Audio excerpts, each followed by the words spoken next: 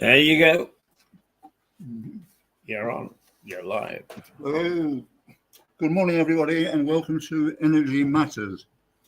There was a snap report this morning on radio saying that Mr. Hunt has decided not to put the energy cap up to £3,000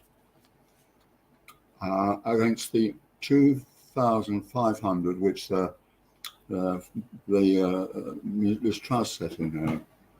Now, it's only really doing this really to save his own back, because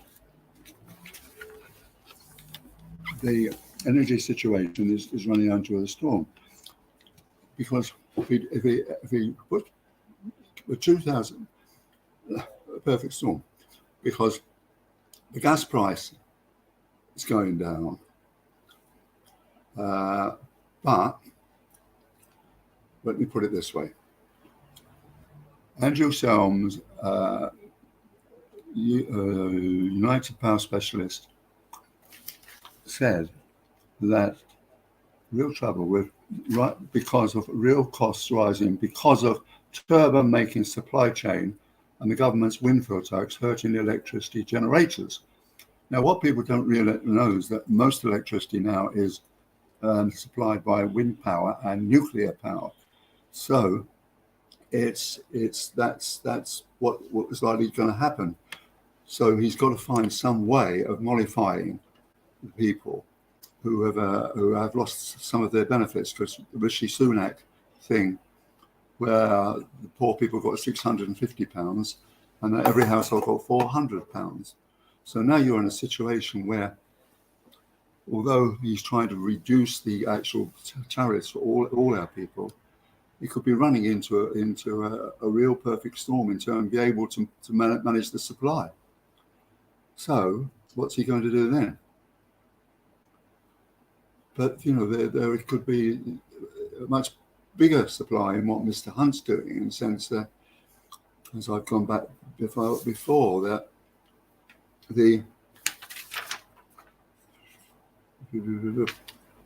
right.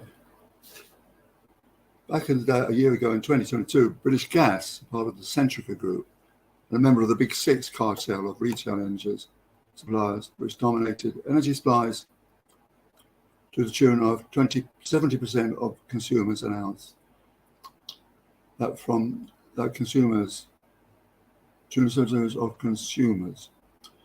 announced that from January 1 to June 30, 2022, they had made a gross profit of 1.3 billion in the 6 months. Given that British Gas had previously pleaded poverty to people at Ofgem, the government regulator, what was it going to do with all this money? Was it going to invest in gas reserves, or was it going to go relief to the poorest consumers? Well, none of this happened. Instead, it became public that Chris O'Shea, CEO of British Gas, received an annual salary of £2 million. On top of that, a lot of profits went to shareholders. Many people felt that this kind of disbursement of the profits to directors and shareholders is just sheer profiteering. Fast forward to Wednesday, February 15th this year, and you will find that Centrica, the parent company of British Gas, and by extension British Gas, announced that the preliminary results for the whole of 2022 amounts to 3.3 billion, which is nearly double the 6 months interims ended on June 30. Since shareholders and poor customers therefore can easily see that British Gas are in very good shapes, they can perhaps conclude that the profiteering the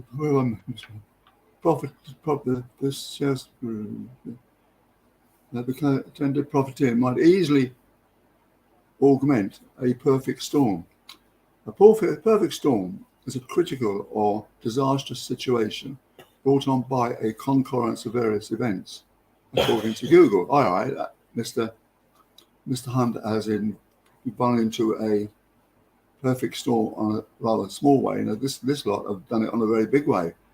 Month of February, which is where we are now, are now clearly seeing a mind form of perfect storm on the energy front, which is not welcome.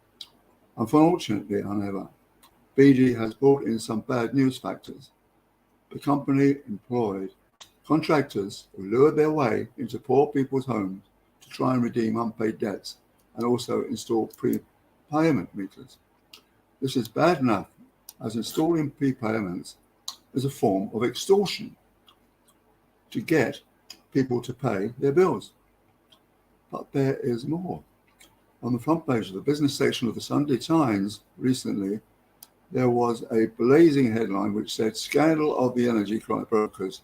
In a subtitle, the story went on, "Middlemen probed over payments from power grants, i.e. the cartel, give 6 because signing up to SMEs, small and medium businesses. The energy regulator is gearing up for a crackdown on energy brokers that are ripping off small businesses during the cost of living crisis. Ofgem is understood to be working with the government to look at options to regulate brokers that arrange electricity and gas contracts for small businesses. It is further understood that London lawyers Marcus Barker and Lee Day may begin a potential class action against suppliers and disclosures commission paid to brokers. There's not all one big perfect storm. This is not one big, I don't know what is. Perhaps it's a big calamity. And perhaps this is the kind of calamity that Mr. Hunt is facing because of all these factors we've mentioned. So why is he's going around now trying to actually make things look good? There we are. Right. Well, what's your read on is the effectiveness of him keeping the cap in the budget? Keeping the energy cap? Yeah. I didn't realise that. Well, they're going to keep it at 33,000, are they? Well, my understanding is that there will be no. He'll keep it where it is and no increase. So, as you said, instead of it going to 3,000, he'll say 2,500. Well, there was a report, I think, on the Today programme this morning. We've just had this snap news that Mr. Hunt is actually reducing the energy cap from 3,000 back to 5,000. Right. That's where that so comes it's a from. reduction. Yeah. Now, I think we've covered three budgets, two of them from Rishi Sunak when he was Chancellor, and everybody got totally excited because give him his due, Sunak is a good orator, but it soon turned out that those budgets were smoke and mirrors. They actually weren't pumping any more money in. They were just moving it around and making it look as if they were doing something new. So is this a smoke and mirrors action by Jeremy Hunt, or is it real? Well, you wonder, don't you? I mean, I think it's probably smoke and mirrors. He's doing things which I don't know whether he probably can't manage or will pull out of at the last minute. That's possible, isn't it? Yeah. No, I really don't know. But he seems to be wanting to spend an awful lot of money on childcare, which is a good thing to do, obviously. But then he's got the fact, where's he going to get the money from? If he's actually reducing the corporation tax, and he's doing all other things like that, so forth, where does he get the dosh to do all these wonderful, amazing things?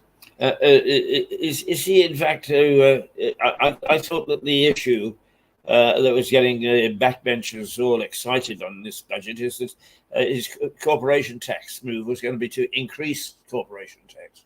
It's not. It's decreased it. Is he's decreasing it? Apparently, from 25% to 19%. Wow. That's what I thought. Yeah. Yeah, right. I thought it was the other way around. Well, it's like just to paraphrase Abraham Lincoln, you can't please the corporate people all the time, but you can actually please them some of the time. Some of the time, yeah. Stuart, overall, I mean, you just mentioned the child care support scheme that everybody thinks he's going to it's introduced in the budget this afternoon. But generally speaking, is not only are you an energy expert, but you're a former Financial Times journalist. So you've got a better appreciation than the overall economy than most, I would suggest. Don't suggest that, because just because it's called the Financial Times doesn't mean I know a lot about economics. As a matter of fact, this will come as a shock to you. I got a degree in economics at the University of Sussex. Well, there we go. Not many people know that. As Michael Caine would say. Yeah. Him? What? Getting a degree? So if some of these things that are being predicted for this budget, he actually does introduce this afternoon, is overall, how do you think that this budget is reacting to the economy? I think there are good things and bad things. I mean, I think that the energy seems to be a mess. And there are good things, bringing about, childcare. You see, back in the day when we were kids, well, middle class person, we had nannies, but you still got childcare on the state, didn't you? Yes. Yeah, you did, but it doesn't seem to be enough anymore, does it? No, it doesn't. As a matter of fact, it's not childcare; it's old age care. But there is a nursing home opposite to the bus stop that I get onto the bus, and there is a thing up on the side, and it says, "Come and talk to us. Weekly prices starting at £995." Well, that's a chance. I went through all the. I'm facing an old age. Well, so are you, but they reckon the average meal in Lewes is £1,400 a bloody week. So you can't. That's not. Well, that's quite cheap, then, isn't it? I mean, but is this where a lot of state money is going? Is to support these costs? And if so, I keep on. Well, what was it? I thought, I'm going to find out just how. Oh, I know. I was squeezing the last out of the toothpaste tube this morning, and I thought, on average, that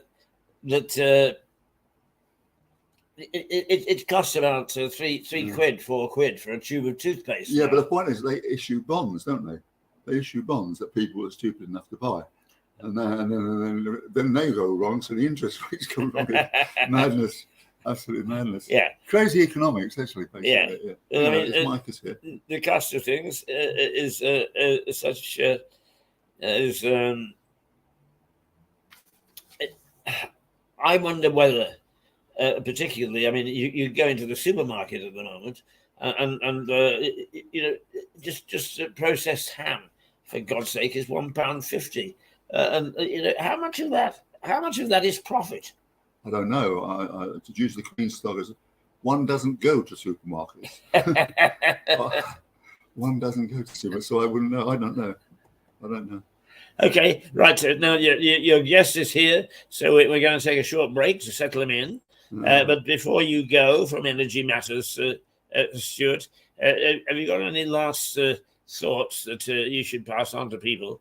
Remember that those people out there that watch you rely upon you for information, and it's quite important, I think, that we actually do sort of give as much as we possibly can. Is there anything that crosses your mind that you would? I would try, if they've got the time and the energy, is to find out whether they should switch to better suppliers.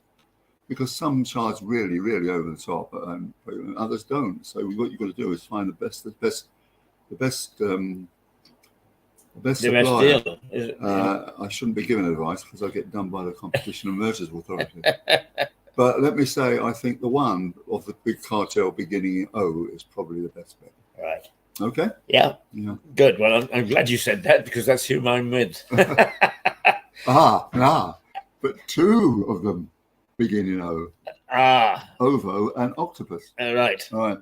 Okay. I'll have to guess whichever one. No, just stay where you are. Stay where you are. Guess waiting. Okay. But that's the most important thing out there.